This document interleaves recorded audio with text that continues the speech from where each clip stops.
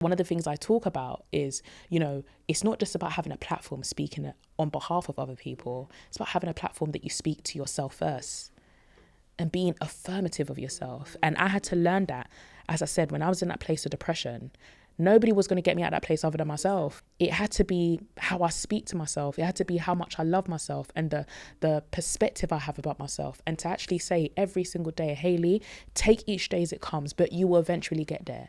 I just hope more than anything that anybody who reads this book is going to know that they're necessary and their voice is necessary. And they are born for a time such as this. Not to make it religious, but I have to bring up this scripture in the book of Esther where it says, Esther, if you don't arise, what if you're born for a time such as this, so that your people do not perish? And it's one of my favorite scriptures. It's so convicting. What if you are born in 2025? What if you are alive in a time such as this, so that your people do not perish? Which means that there's a people who are attached to your assignment. Yeah. And something that I always say is the longer you stay silent is the longer they stay stuck. So good. Let's talk DXB. Real conversations by real people. Hayley. Hey, Sharon. Friday night in Dubai. Yes. Dubai traffic, and we're here, and Yes. I'm all smiles because I'm excited. Any time that I sit and speak to you, I'm like, So thank you so much for joining Let's Talk DXB. Yes, I'm so excited. Thank you for having me back. Welcome. After 2 years, exactly after 2 years, you interviewed me the first week of December in 2023. That's wild. Yeah, exactly. So this is how it was meant it's to full be. circle, yeah. And look at the journey after we're going to speak about it. Yeah. Obviously, speak up. But yeah, I'm just I'm so encouraged by what you're doing. Thank you. And obviously, when I interviewed you, you were not living in Dubai. So I the journey wasn't. of you being here now as well. Yeah. And the thing is that I wasn't even considering. I think I was just about considering. I think that's when I was asking you about Dubai, Yes. but I hadn't really made a decision as to whether I was going to move or anything. So yeah, crazy that now I'm actually living here as well. That's wild. Yeah. And all that you're doing as well. Thank Well you. done. Well done. Well, Yes. obviously I know a lot about you, and I'm sure there's more that we're going to unpick with all that you're doing as well. But Yeah. I want to go back a bit because obviously you did come on to Let's Talk, and it was such a touching and genuine and authentic conversation. Thank you. But just where you are now, Yes. because even 2 years, what I've seen you do and grow and develop, and just what your journey in that 2 years has been so impressive. Thank you. So if we go back to Hayley, 18 years old, right? Yes. 18 in a really difficult time in your Yes. life. Just talk us a bit around that and how that version of Hayley has transformed to be on international stages, speaking, and now soon to be launching your book. Yeah. Like, it's wild. Yeah. So when I was 18, unfortunately, I had really, really bad suicide attempts. Yeah. And you know what? I feel growing up in an African household and growing up in a household where, not even a household, but just a community where mental health issues was a taboo. Yeah. You didn't really ever discuss depression. I didn't actually even hear the word depression often. I think it was very much as well misunderstood, especially because I was 18. So I think anytime that you'd express that you was depressed, the narrative was like, you're so young, like you should even be grateful. You live in the West, like you're in London. What is there to be like ungrateful about? And I think when you're ever speaking to anyone who's older, it's very much kind of like comparing your struggles with theirs. Yeah. So it was kind of sometimes feeling like I was misunderstood and not necessarily heard whenever I went to anybody older than me to kind of figure out like what is going on. And yeah, if I'm being honest, I remember my 18-year-old self literally wanting to give up speaking, wanting to give up life, wanting to give up friendships, wanting to, basically I had no ambition, I had no vision. And I sometimes look back and I sometimes think of that 18-year-old girl, and I always say, like, if I was to say to her again, I'll just say well done for taking each day as it comes.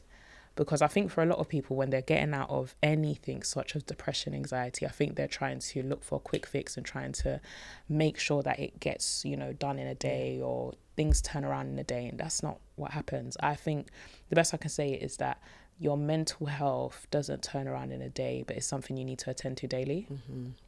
And that was the most important lesson I learned. And it was the small things. So one of the things that actually got me out of a really dark place was actually gratitude lists. So every single day when I woke up, I used to write 5 things I'm grateful for.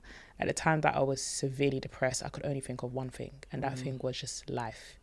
Then I would break it down. Okay, sight, hearing, I could touch, I could breathe. I'm not in hospital.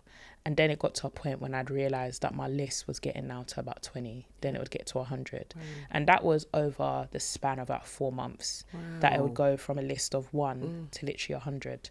Because I found it really hard to focus on the good, because I was focusing so much on everything that was going wrong. And I find that with a lot of people, if you just shift that focus, you know, small, it doesn't have to be by a lot. It can just be by small. I think a lot of people, especially because we're living in the world of extremes, we're living in a world where people are not balancing the importance of, you know, just that middle ground, and just trying to find that middle ground. Like there'll be somebody who's like, okay, I want to stop smoking. So let's say, for example, they're smoking 5 cigarettes a day and they try and go to 0. No, that's not how it goes. Like gradual. It has to be gradual and it has to be consistent over a period of time. And I think developing that habit of gratitude, and then developing the habit of even just something as small as, at the time when I was severely depressed, I wasn't showering, I wasn't brushing my teeth. That's to be honest with you, because you get to a place that you don't want to get out of bed.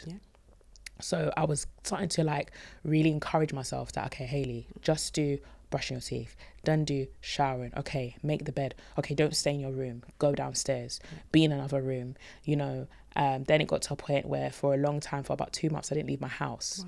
So after 2 months, I actually end up going on the balcony. So go onto the balcony, just breathe, just get air, open the windows. And those were the small things that made those big changes in my life.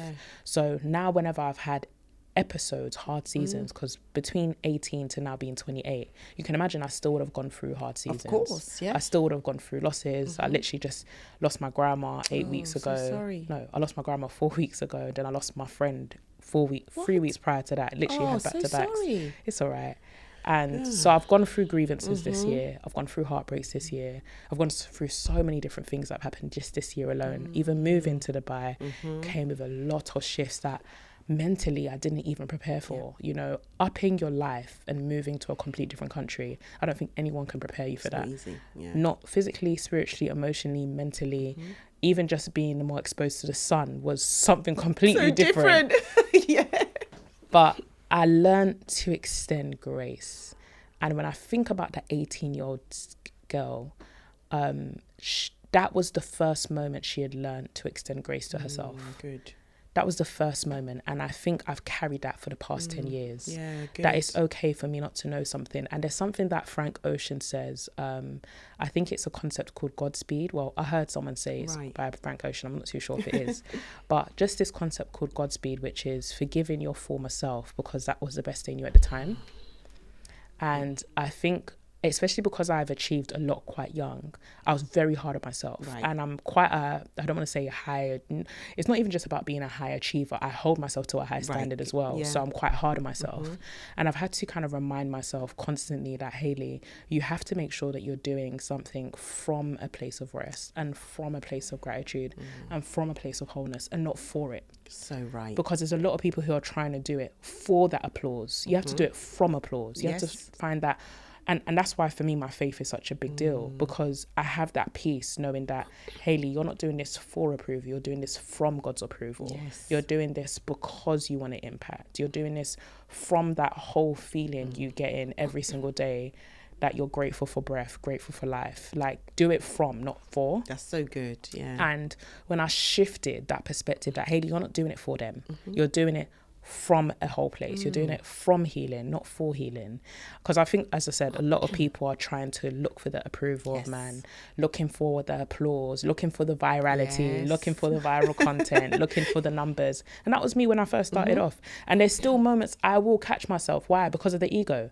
Ego is the enemy. And you have to catch it very quickly. And shut it down quickly. But the only way you're going to deal with it is it has to be of self-awareness. So good. And you have to be willing to have those honest conversations with yourself, right? And I think when I was 18, that's when I started the dialogue. And I didn't realize how necessary the dialogue was for me at a very young age, because the type of rooms I was going into, I'd be the youngest in the room, I'd be the only black woman in the room, sometimes only the woman in the room, sometimes I'd be the one that didn't speak slang. I wasn't well polished in how I articulated myself. So a lot of people would be like, Hayley, how is it that you've been global? Honestly, if I'm being honest with you, one of the things I had to deal with was the fear of man and the fear of opinions, because I knew I'd be criticized. I remember having a situation happen to me, actually, probably my early years of speaking, where I was booked as a keynote speaker, and it was a room that obviously didn't look like me. And I was wearing like a all black kind of attire, kind of smart. Yeah. And the assumption was, because I guess the waitresses were young black females, the assumption was that I was a waitress. A waitress. So they passed over the tea to me and said, yeah, can you take that to the kitchen? For and me. you're a keynote speaker, and I was the opening keynote speaker, so I just said okay. Like I just, yeah. I went along with it. I said okay, and then obviously they now get to the point where they introduce me, the opening keynote speaker. Now we're about to introduce the opening keynote speaker, one of the reading out my awards, reading out my biography. Now she's about to come on and inspire the audience. Please clap for Hayley Mulenda. And I get onto the stage, and I remember seeing this woman go so red. I can imagine. And she couldn't look at me. And as soon as she caught her eyes at me, I winked at her. Like, but do you know what? The humility in that whole thing as well, the way you handled it, because that could be someone kicking off to say, I'm actually the keynote speaker. How dare you? Why would you see? The way you were able to be like, okay. Yeah. And I'm also going to kind of make you feel a bit okay with it. Like, yeah, okay. We know what happened. You know, the reason why I did that is because of the fact that if I respond back irrationally and I respond back emotionally, I'm already confirming the prejudice she has towards 100%, me. And now I've shifted the prejudice. And now I've shifted the perspective. And I'm letting her know, as a black woman, I can be a keynote speaker and I don't have to be a waitress. But if I responded back and I just kind of went off and said, who do you think I am? And guess what? Pre-18-year-old Hayley, pre-20-year-old Hayley would have done it, because I'm from the ends. I'm from the hood. So I would have cussed her out and said, what? Who do you think you're talking to? But at that moment, I had been reminded of the responsibility of influence is normally actually to educate. So right. Most times it's to educate. And also something that I've learned is connect before you correct. Yes. So I would like to believe, if I ever meet that woman again, because I didn't shame her. Yes. I would like to believe that she would feel comfortable enough to kind of, one, apologize, but also number two, to actually, she'll have maybe an open ask. ear. Yeah. And I think in a world that is very much, I feel like we're in a world that really promotes a lot of hate, a lot of criticism, a lot of arguing, a lot of dialogues, a lot of, discussion. And listen, I'm all for critical thinking. I'm all for, free speech. I'm all for it. But I think there has to be a way of being able to ensure that disagreeing doesn't mean disrespecting. So right. And I've seen a lot of people where they disagree and then they also go into the line of disrespect. Correct. I don't communicate that way. And that's actually one of the things that I've had to learn in my years of speaking, especially when it comes to public speaking. I've had to learn that, Hayley, you have to learn to communicate that you disagree without disrespecting. Why? Because feelings matter. And it's necessary in an hour like this, necessary in a time like this, where we have to be better with our words and we have to be more considerate of our words. And it's interesting because one of the chapters of my book is called Speaking is Spiritual. Ooh. And I'm basically talking about how spiritual words are. And what I mean by that is the fact that, your words have great impact, more, whether you like it or not. And, I think about the amount of children who grow up with a level of insecurity because of words that were said over them or words that weren't said over them. So right. Yeah. I think about how many of us have an inner child that is looking for a longing somewhere, whether it's a belonging or whether it's a word of affirmation from something. Oprah Winfrey said something that was really interesting. She said every single interview she's done, from whether it's Barack Obama to Michael Jackson to literally somebody who's in her audience, every single interview she's done, she said every single person has asked her at the end of that interview, how did you find it? Because every single human being is looking for that affirmation. Yes. Every single human being is looking for that confirmation that you did well. So if you can get a huge celebrity, royal family, at the end of the interview to ask for that perspective, how did you find it? It lets you know that your human nature is looking for that word, that affirmation. So one of the things I talk about is, it's not just about having a platform speaking on behalf of other people. Yeah. It's about having a platform that you speak to yourself first and being affirmative of yourself. And I had to learn that, as I said, when I was in that place of depression, nobody was going to get me out of that place other than myself.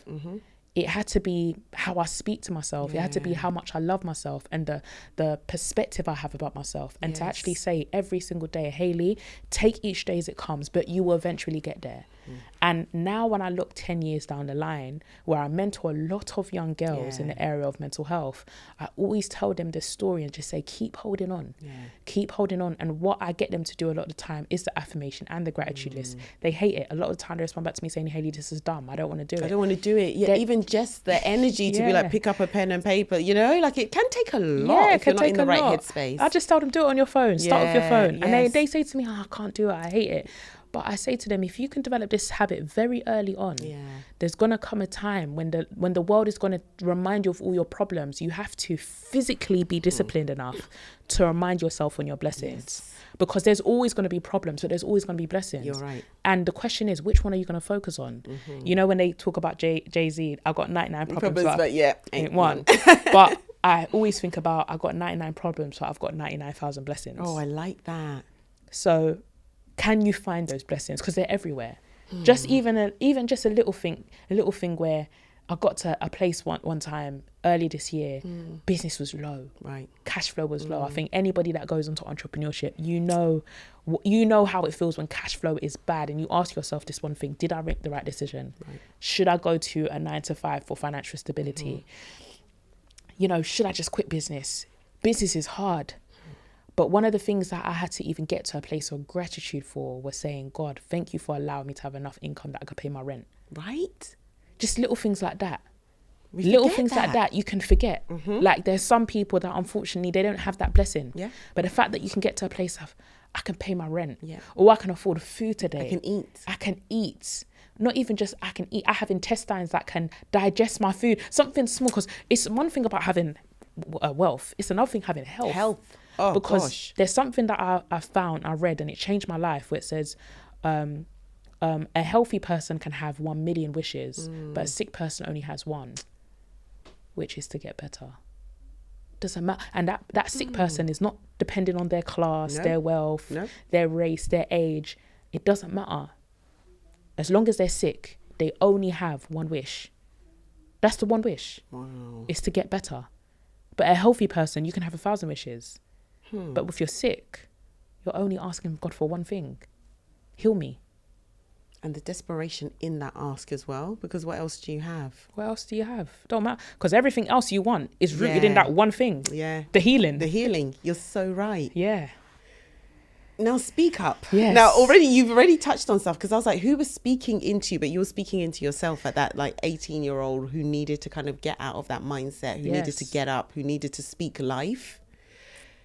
Tell me about the book and why now? Yeah, I know you've got years of experience. You've been on like international stages in Dubai. Like I've seen you. Your words are powerful. You're gifted in that way. Thank you. What made you think, okay, I'm going to put this wisdom into a book now? Yes. Like now is the season for this. I think there's a lot of people that are holding back from what they are carrying. Marion Williams says something that says, "It's our greatest fear is not that we are inadequate. Our greatest fear is that we are powerful beyond measure." And when you shine, you give permission to other people to do the same. That's actually what I live by. And that was actually something that I learned to recite from the age of 18. Good. That, Hayley, don't ever be afraid to shine your light. So speaking up is basically a challenge, and it's a mirror to yourself. It's a mirror in where have you been quiet? Where have you been neglected? Yep. Where is it that you basically shut yourself down, told yourself you're not good enough, told yourself that you can't do something, told yourself that their opinion is more important than your obedience to your assignment, to alignment. So I put together a book where I basically spoke about, because a lot of people read the book and they're like, I don't want to be a public speaker. This is about public speaking. It has nothing to do with being a public speaker. Actually, articulate that, It actually has everything to do with being a voice. I actually have a chapter specifically which is specifically called Be a Voice. I actually think that is quite shallow to just aspire to be a speaker. I think if there's anything you should aspire to be a voice. And being a voice isn't about how loud you are. Being a voice is about the impact that you strive to have. Being a voice is being an advocate for your child, that if your child is sick and the doctor is not listening to you, that is what it means to be a voice.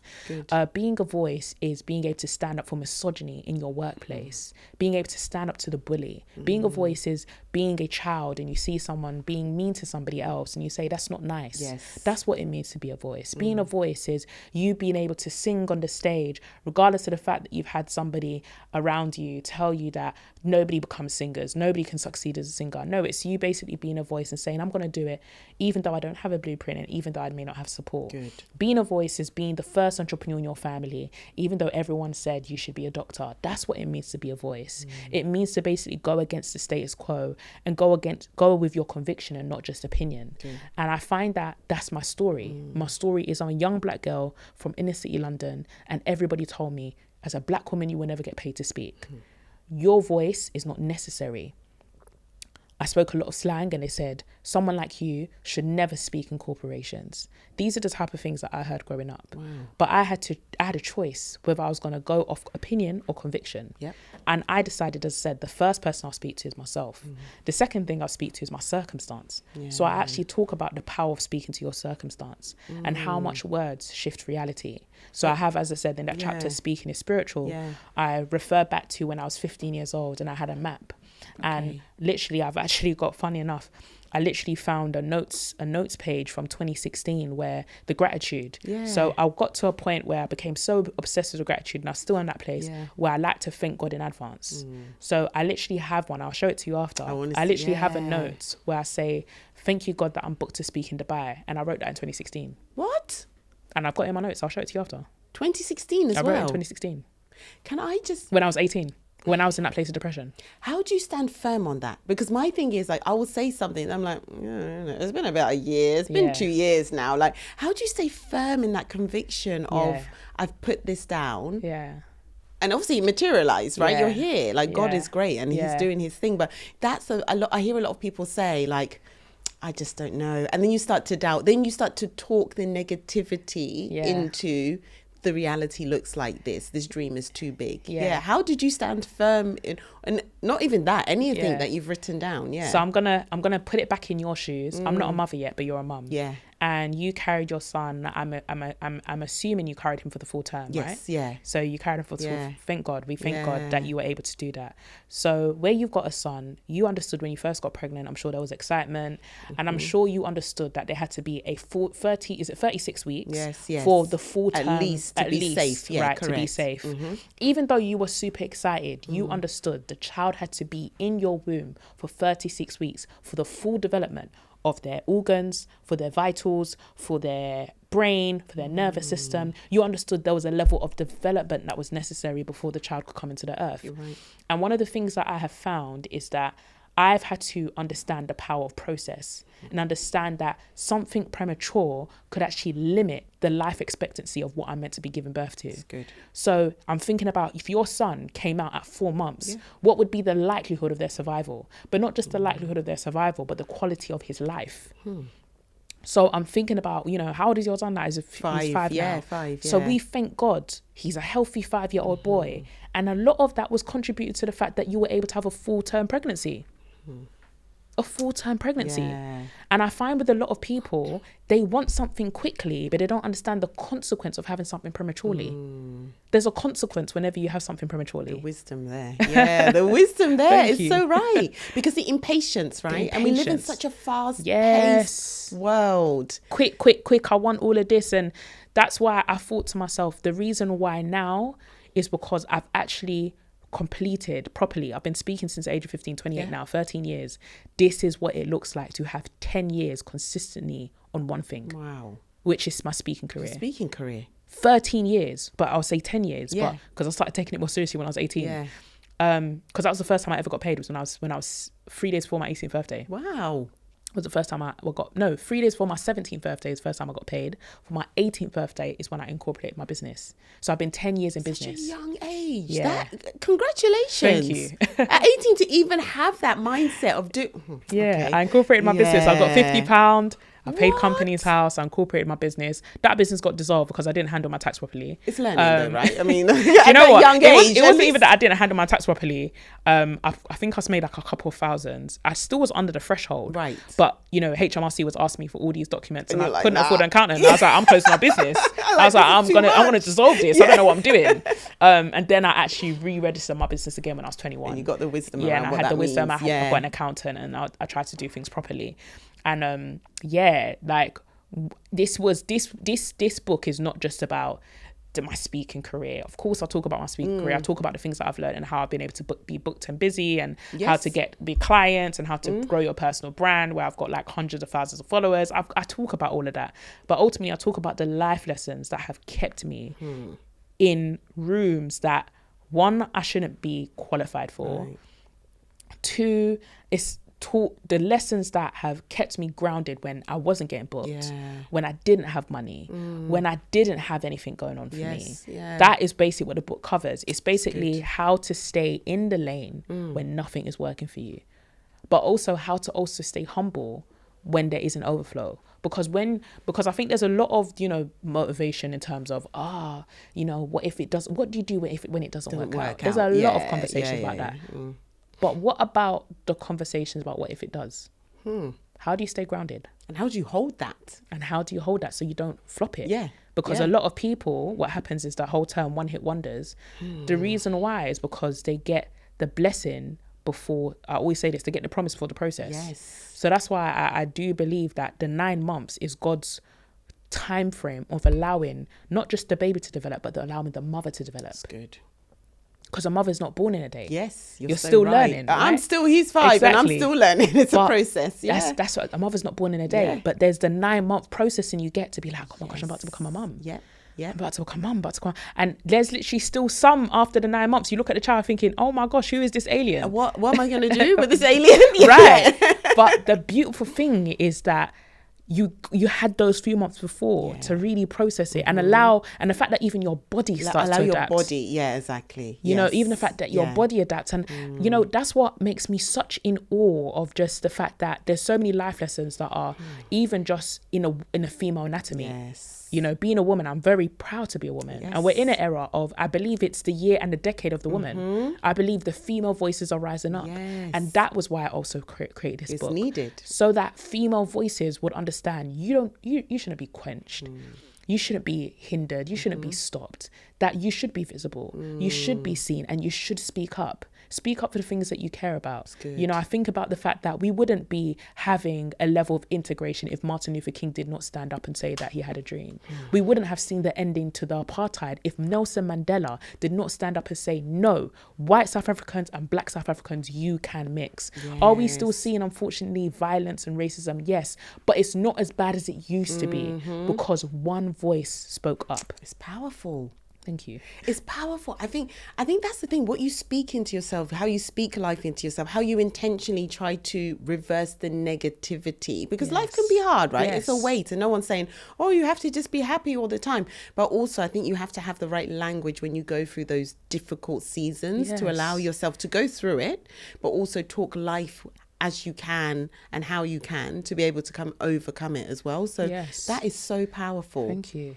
I want to speak to the man or woman as well, going through this season of feeling like their voice is held, like they can't speak. It might be confidence, it might be imposter syndrome, it might be not having the right encouragement, support, whatever it may be. Yes. How do they overcome, silencing themselves? That's so good. Yeah, that would be good to hear. Go back to the original thing. It says you shouldn't speak up until you speak life into yourself. Good. Yeah. Yeah. Honestly, it may be so disgusting and so discouraging and so awkward, but get a mirror and speak life over yourself every day. And even if it's awkward, what you should do is, where you find it awkward, maybe put a script at first. So you're not looking at yourself, you're just reading the script. Good. And then you memorize the script, remove it. Good. So now you're just going to recite the script and look at yourself. Because I promise you, the most powerful voice you have is your own. And it's the voice that goes within you. Because that voice will give you the courage. That voice will give you the tenacity. If anything, that voice will give you the audacity. Do you know who changes the world? It's those who are audacious. It's those who are courageous. It's not those who had the best grades. It wasn't those that had the most income. No, most of the times there's a YouTube channel I love to watch, School of Hard Knocks. And it's this young white male, I'm sure you've seen it, going to interview these wealthy people. Says, how did you become rich? Right? Tell me. And they always say, I didn't start off being rich. But what do they always talk about? The audacity. Yes. I had the audacity to just go after it. Let's come on. We just celebrated 54 years of UAE National Day. What did he say? The Sheikh said something that was so profound. He said, I have the audacity to make Dubai number one, to make UAE the number one in the world. That's actually what he said. He said, I want to make this the number one. And I think it's so profound that Dubai, UAE is evidence of a man who is audacious enough to basically say, I want to make my country the standard that everyone will look to us. I want to be here. I want to be here. Yes. That takes audacity. Yes, you're because right. 54 years ago, Dubai didn't look anything like this. And UAE didn't look anything like and this. It's going back to not looking at the surroundings, because someone's saying that and saying it's a desert land, like how? Yeah. Not looking at the surroundings, but looking beyond it to say, I know what I can build. For sure. Even if it doesn't look like it's anywhere near, because again, it's a journey, right? It's the patience and the process to get there. And something I always share is walk by insight and not by sight. Oh, good. Yeah. Walk by the insight that you have to develop within yourself. I discovered, as I said, when I was 18 years old, that Hayley, you will travel around the world, not for yourself, but because there's actually other people depending on your breakthrough. Where did you get that from? Where I got that from was 18 years old. I just came out of the place where I committed suicide. And there was a girl called Kasia. Okay. She was 14 years old and she just committed suicide. What? 14 years old. And she'd gone to the same secondary school of, I think her name was Kasia. It started with a K. And she went to the former secondary school of my little brother. So everyone in East London was talking about this girl because her last Instagram post was an angel and the caption was "See you soon" with an X. Oh my goodness. Ooh. So there was a sign. There's a sign. But everyone ignored it because everyone's so caught up in their own self. They're caught up in their own situation. Yeah. And then I started hearing now more stories of young people committing suicide, young people attempting suicide, young people overdosing. And then we started to see the rise of mental health issues when it came to young people in the United Kingdom. Yeah. And we saw that there was an increase, but the age was decreasing. And then I'd realized that, Hayley, if you don't speak up, there's going to be a generation of young people they are not going to believe that they can see the light at the end of the tunnel. So that's why I started speaking up. Wow. Because I needed another young person to see, you can get through this and you will. Yeah. So I want my life to be evidence that there is light at the end of the tunnel. That at the age of 18, I tried to take my life multiple times, tried to overdose. But there was a light at the end of the tunnel. I followed it, I found it. And I'm hoping that I can be the blueprint to empower the other voices that have been through traumatic things, things I hadn't overcome. And even one of the things that I'd like to commend you for in terms of even this podcast, why did it start? It started to give encouragement and a blueprint that you can survive a divorce. Yeah. And but the conviction in me, I think, again, it was self-healing. It was what am I saying to myself about this? Yeah. And this journey of Let's Talk DXB, sometimes I sit back and I was like, this is only God, because it is not my style to come and say what I'm going through, to cry in public. But it's true. It's using the trauma, the pain, the trying to get up every day, the weight of getting up every day for purpose to then help someone else. Yes. Yeah. So the fact that you spoke up, I'm 100% sure you would have helped other women and even some men. Yeah, I've had men navigate. Also, See, the fact that you've had messages. Yeah, you've had messages come and say, I needed to hear this, right? And I'm sure that even you speaking up would have inspired other people to start podcasts. Yes, to share their story. Voice, and also, I'm sure as a podcaster, you give the opportunity to somebody else who's your guest to speak up about stories and things that they may have never had the opportunity to speak up about. So I'm an advocate. I'm an advocate of people speaking up, not for vanity's sake. Yes. Not for vanity's sake, not for virality's sake, not because it sounds good, but because you're impacting lives. And you're showing people the light, and you're showing people the blueprint, and you're showing them it is possible.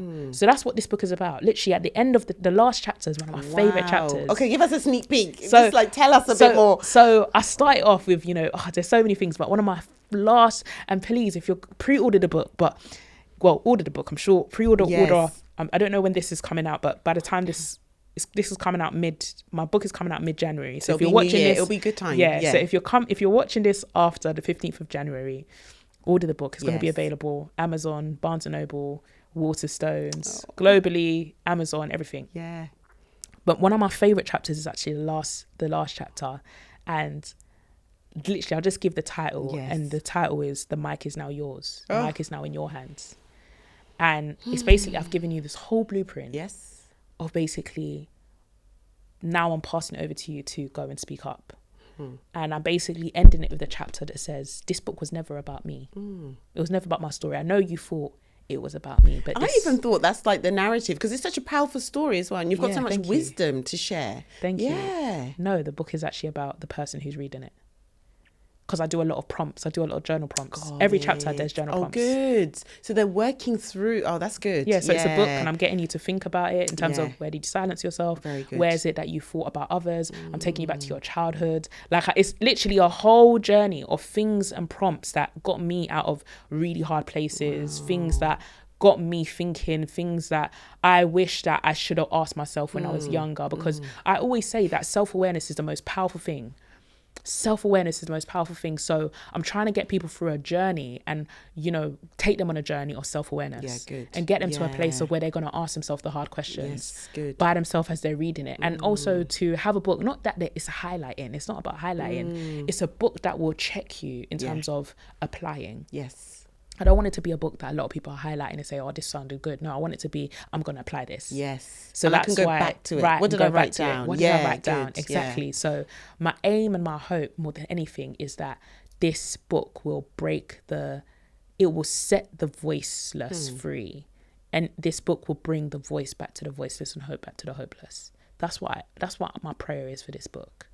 And I just hope more than anything that anybody who reads this book is going to know that they're necessary and their voice is necessary, and they are born for a time such as this. Not to make it religious, but I have to bring up this scripture in the book of Esther where it says, Esther, if you don't arise, what if you're born for a time such as this, so that your people do not perish?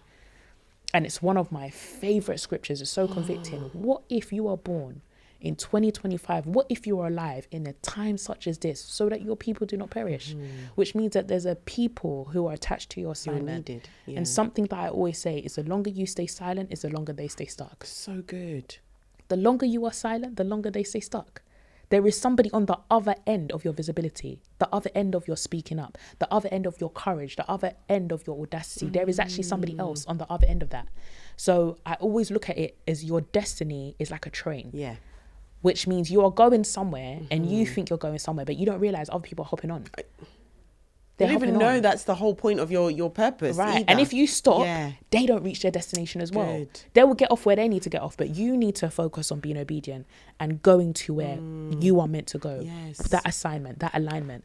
So it's a real mirror book. That's good. The self-reflection. I'm even like, ooh, I want to get in this. I want to get in this, because these things are there. It can transform you, right? Some people also, they don't want to speak up because they're like, I think people think it's all about me, the ego, or is it pride? Like, what is it really about? But when you position it like that, it's not actually about you. How can you say that and not like get up and do what you've been called to do? And the funny thing is that one of my favorite chapters as well that I wrote about, which was quite healing for me, which is Rejection Means Redirection. Nice. And I basically have a whole book about how to deal with rejection. That's needed, chapter, right? How to deal with rejection, and how you can't take it personal when other people reject you. Because I basically speak about my mentor, my former mentor, not my current mentor, my former mentor when I was 18 years old, the first one who told me that they're not going to want to hear a young black woman get paid to speak. From your mentor? Yeah, it's from my former mentor. So what were they supposed to mentor you on? Right. And it was a black man as well that told me that. Yeah, it was a black man that told me that. So they don't want to hear a black woman speak. They're not going to pay you to speak. And I remember I held that for a minute. Like, I really held it.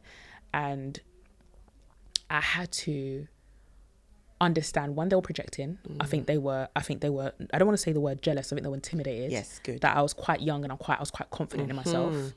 Number two, I think I had to understand that, Hayley, you're not going to be everyone's cup of tea. Good. And there's going to be a lot of people who are going to say what you're doing is stupid.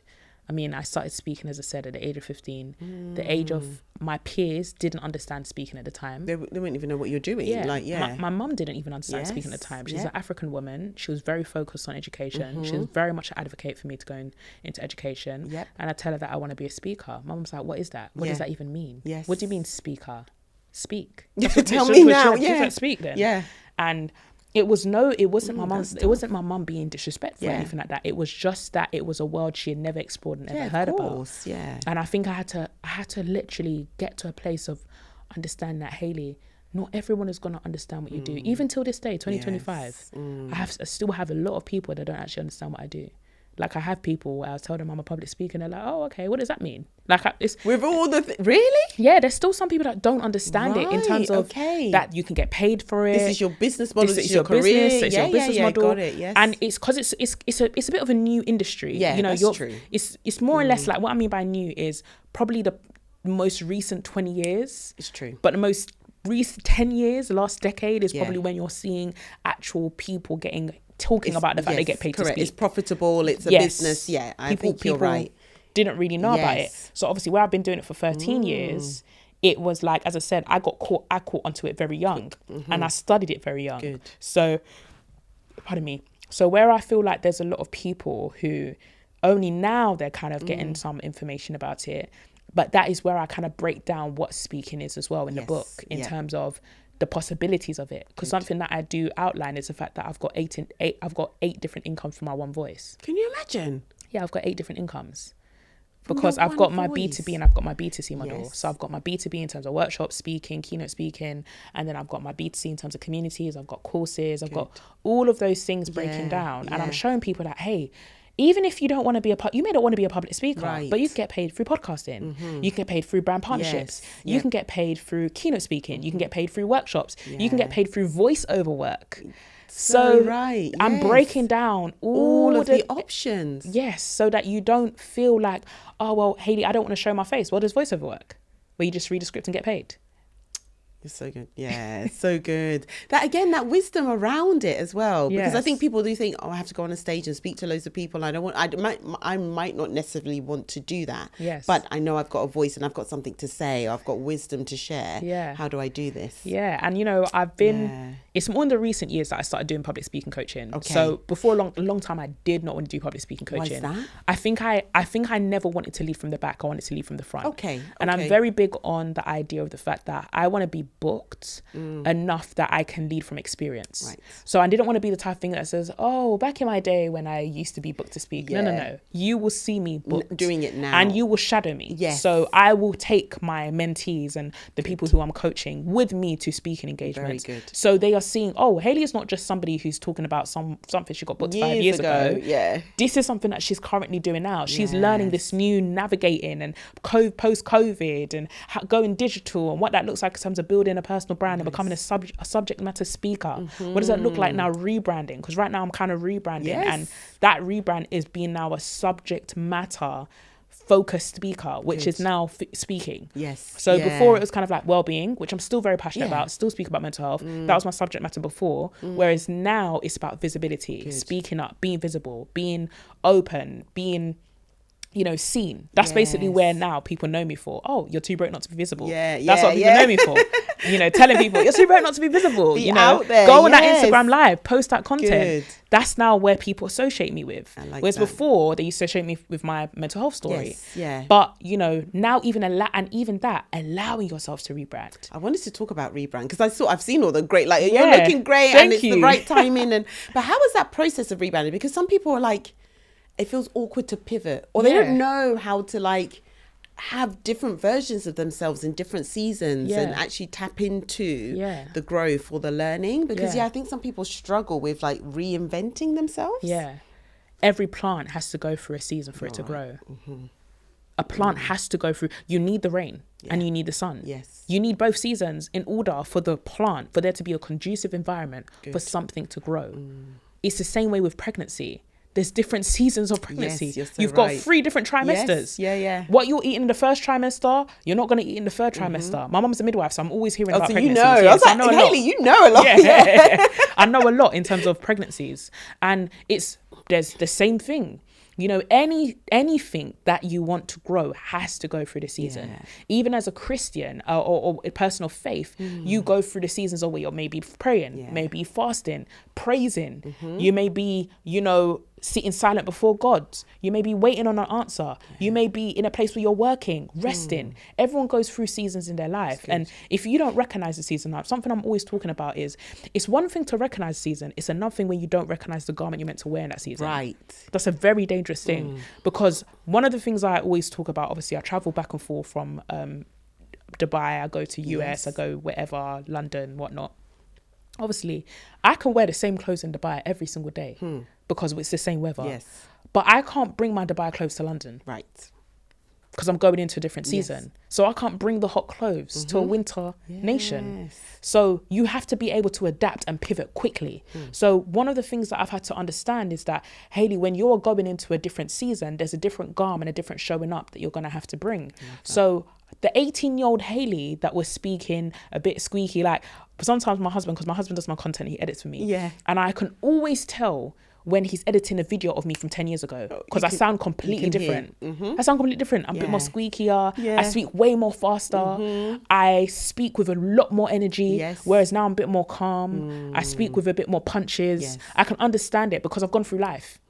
So because I've gone through life, I can speak with a bit more slow, I'm a bit more calm. But before, if you had me 3 years ago, like 5 years ago, I'd be like, yeah, Sharon, so obviously with this book, like, the excitement because I got released a book 10 years ago. My first, really? it was self-published. Oh, I didn't know So I've that. got a book called The ABCs to Student Success. No way. So I've got interviews of myself when I first published my well, this is published with a publisher, but the first time I did it self-published. Self-published. So if you look at interviews with me when I'm 18 years old talking about that book, the energy, the speed, the hunger. I'm like, yeah, so now I'm going to be an author and I'm going to do this and I'm going to do that. And sometimes I look at that girl and I'm like, you know what, Hayley?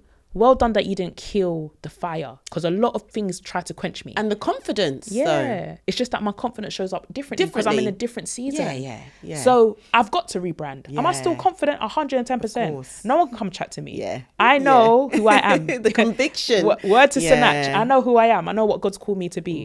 And it's not a cockiness. I just, as I said, I know where I'm speaking from. I'm not speaking for anymore.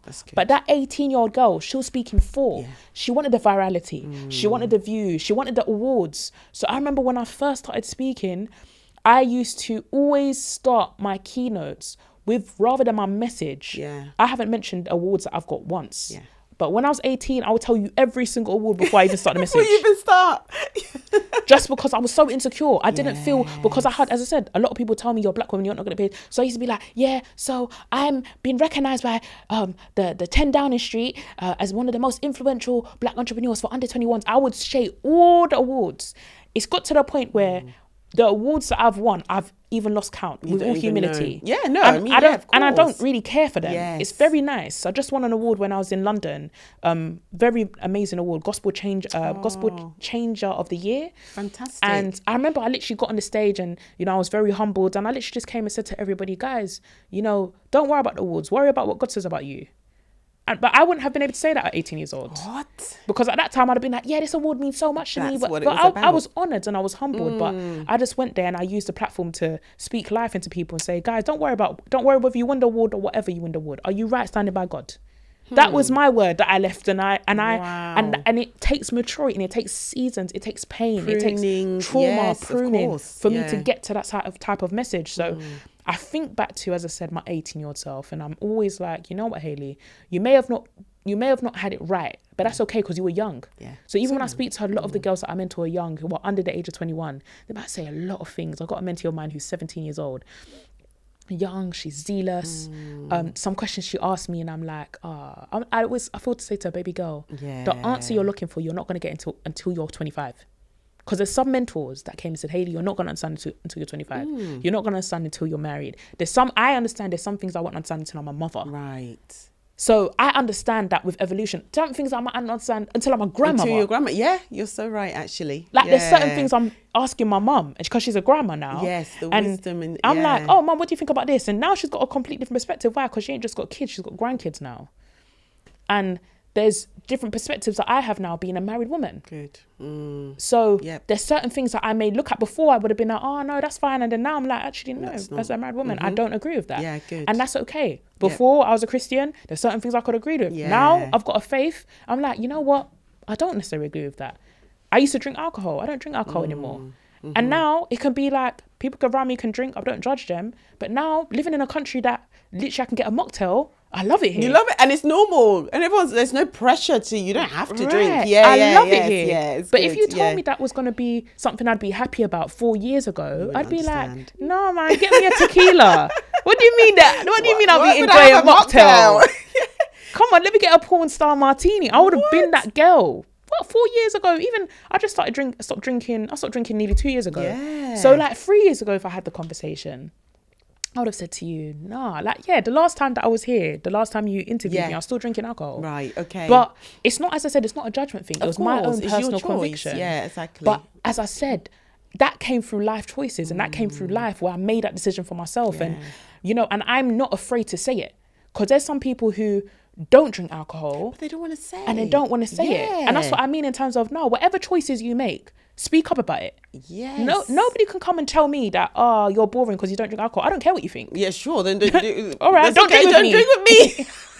Don't invite me. That's cool. Like, I don't drink, and I'm happy to say it. Yes. If you drink, say I'm happy to get a tequila. I don't, like, my friends will go out to eat, and then after they'll be like, oh, hells, you know, are you okay with me drinking? I'm like, go on, girl, like, do your thing. I'm not, like, just as long as you communicate it. Don't do it on the slide. Don't kind of order it and then drink it at the bar. No. Drink it in my face. You are who you are. That's my thing. That's what I mean by speaking up. Whatever your truth is, speak up about it. Don't let anyone try and silence you and this. Yes. But that comes, as I said, where you're speaking from. Good. I like that. Hayley? Sharon. Hayley. The team here are like, we got 5 hours. Like, no, I've got more questions. What you've put in this book, I didn't even fully understand what was in this book, to be honest. I was like, I'm going to get it and learn so much about using my voice and learn from Hayley because she's done so well. Yes. But the self-awareness, the self-reflection, going through the dry seasons. Yes. And how you navigate that, because that is a thing. No, this is powerful. The Thank thought you. process around it, I'm excited for you, honestly. I'm excited. I mean, took me a minute to write it. And funny enough, I actually got my book deal in Dubai. No way. Yeah, the same day I landed, the publisher reached out to me and said, we really want to offer you this book deal. Yeah, and I hadn't even moved yet. And it was around the time that I was deciding to move. It was last year. And it's just interesting because it's like, the week that I moved to Dubai, earlier this year, was actually when I sent my final manuscript. What? Yeah, so Dubai is like somewhat a pivotal part of this book. Because I got the book deal when I decided that I wanted to move last year. And then I sent my publishers the final manuscript. Yeah, literally. And then obviously everything's come out pre-order. I'm still in Dubai. Wow. And it's just kind of crazy. The new season, the shifting of that new season. And that's why I thought it's ready for the rebrand. Right. I'm ready to kind of show up as a complete different person, even in the sense of like the small little rebrand in terms of my last name's Record now. Yeah. So it's like in terms of the book, it's Hayley Mulenda Records. So it's not just Hayley Mulenda. So I've gone through a whole rebrand where I'm kind of also accepting a whole new identity now. So right, identity-wise. Yeah, like I picked up my husband's name. And something I remember when I got married to my husband is because I love the name Records, and I remember literally saying to him, like, in our marriage I want to make new records, and I feel like I'm doing that. You know, a whole rebrand is not just about the rebrand, it's about having a new focus, a new heart. And I'll end it here.